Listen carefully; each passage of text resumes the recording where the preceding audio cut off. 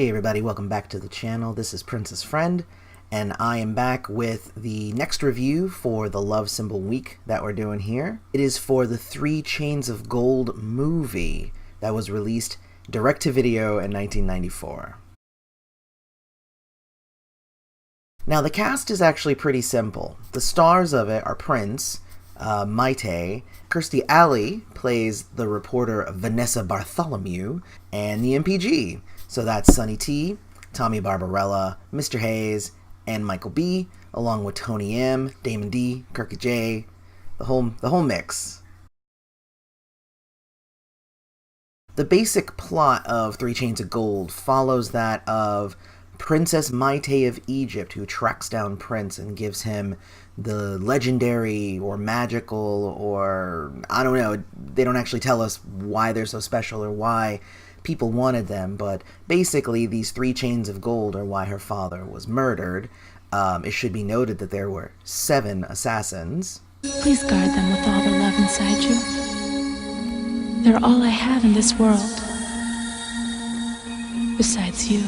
And honestly, it kind of just feels like one of those classic stories where at the beginning a mysterious stranger gives the hero a magical artifact that they have to protect from the forces of evil. So the 2 of them didn't expect to fall in love, but then they did, which is, you know, kind of cute. And extra scenes that were cut from the Love Symbol album actually show up here, mostly with Mayte speaking. One is her introducing herself to Prince in a video, and it actually includes Mayte as the 8-year-old amazing Princess Mayte belly dancing on That's Incredible, which is pretty interesting. Others were like her whispering poems into the mic, which were okay. Imagine a bear with a little girl crying inside. But on the whole, I think they added a lot more to the movie experience than I think that they would have to the album experience. The plot actually takes us through a series of the music videos where each one is kind of telling us a different piece of the story.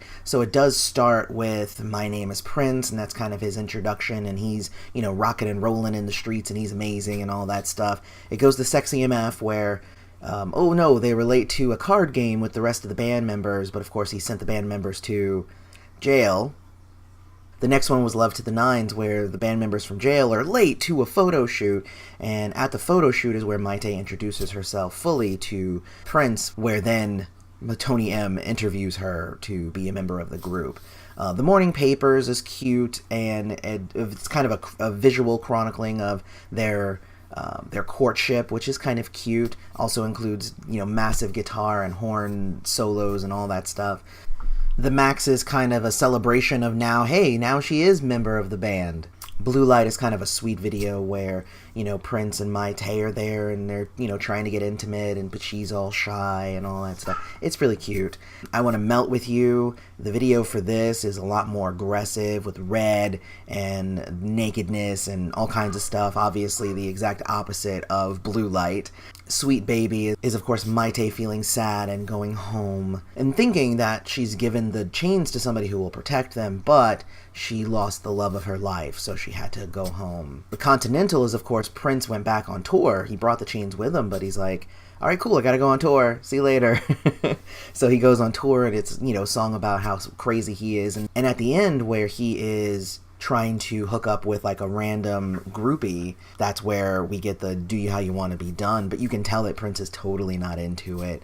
And it doesn't really happen because all he can think about is her, so it's kind of cute. Damn You is, of course, he's still on tour, so different scene again, and, you know, he sings about, "Aw, I miss her so much." And then the last song of the movie is 7, and that's where they're celebrating finally being back together, and they're gonna go and make a new life for themselves, and they slam the door behind them. I think it should be noted that the movie versions of these videos are edited shorter than the longer versions of the official videos here. They're all also very different, so I think the explanations between the videos to really make them kind of make sense together are crazy, but also kind of funny at times. I actually really loved the sending the half of the band to jail, because then there's a scene where they're like, well, we ain't going to the photo shoot then.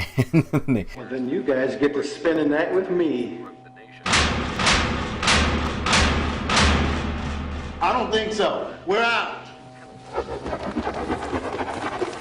but they change their mind really, really quick. It's kind of funny. There is also a strange section in this movie where it's kind of just like interviews with the MPG, not Prince, but the MPG, where they're asking the members what they think of Mayte, and all of them are saying things like, I just don't get it.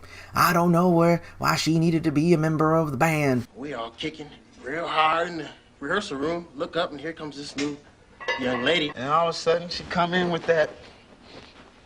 She was obviously part of the recording of the Love Symbol album, so I think Prince, with this section of the movie, might have been trying to create some mystery or some false stories to play with the press, or to kind of make Mayte a very big focal point, as to make her kind of the star of everything that was going on here. In the end, though, they do end up escaping the bad guys, the Seven Assassins. Prince doesn't really protect Mayte or the chains from the assassins. Two of the assassins end up on the set of Seven, and Prince sends his half-brother / bodyguard to kill two of them. All right, so I guess that means the other 5 just, like, decide not to come anymore. But I thought it was kind of interesting, like, he didn't even do anything. He just sent his brother to do it.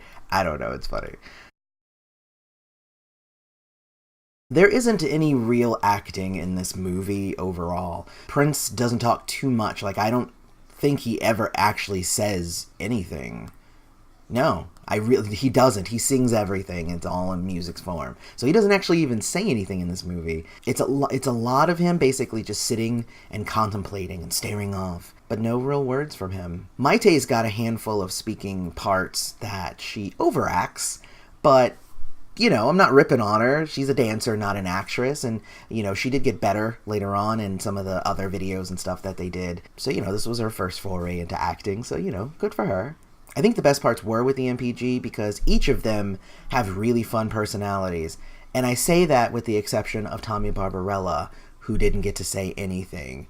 And his lines might have been cut in the final or something, but you kind of forget he's there because he doesn't say a damn word. It does end with a statement on the screen, and I'm going to read that to you because it kind of like comes on the screen and scrolls really fast. What it says is 1993. Marking the beginning and ending of cycles of creation. Prince, reaching the balance of 35 years, put into practice the precepts of perfection. Voicing bliss through the freedom of being oneself, incarnating the new power generation into the close of the 6 periods of involution, giving birth upon himself to regenerate his name as, for in the dawn, all will require no speakable name to differentiate the ineffable one that shall remain. So anybody who was wondering what he was going to change his name to, boom, the video answered that question really quickly. And that was the plan anyway. The change in his name was both spiritual and business-minded. So in conclusion, basically, yeah, if you're wanting to watch a bunch of awesome videos from the Love Symbol album, this is for you. As a movie, it's not great, but really, it's got an hour and 13-minute runtime, and maybe 20 minutes of that is actual movie. For me, it's mostly just kind of a fancy video collection, though. It's a cool way to kind of present the videos in an interconnected story that really makes them interesting and intriguing, but the videos themselves are the star here. So if you're getting it for that purpose, then this is top-notch. But what did you think of the 3 Chainz of Gold movie? Let me know down in the comments, and let me know what, like, your favorite scene was in the movie. Also, don't forget to check out our Facebook, Twitter, and Instagram, and you can support the channel at patreon.com/princessfriend, and may you live to see the dawn.